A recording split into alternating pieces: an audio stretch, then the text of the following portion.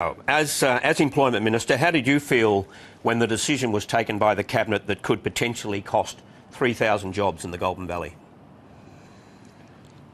Well, I don't believe that the Cabinet decision will necessarily have that impact. SPC Ardmona is a business that has the potential, even on Coca-Cola Amateur's figures, of returning a profit. What they need to do is have a look at some of their cost structures and help themselves in clearly difficult circumstances, but they can do that, and the parent company clearly has the wherewithal to be able to undertake the renewal that SPC Ardmona needs. And when you talk about cost structures, you include in that the fact that, and Tony Abbott referenced this, that some of the conditions for the workers were too generous?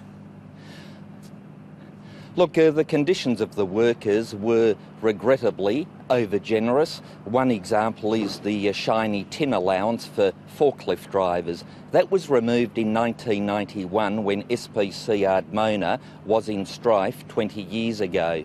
Here we are 20 years later, the company allegedly in a bit of strife, and guess what? The shiny tin allowance has crept back in to the enterprise bargaining agreement, and companies need to learn from their own history that they cannot keep on going down the same route time and time again and not learn the consequences of doing so. And so I believe the Cabinet decision was the right decision.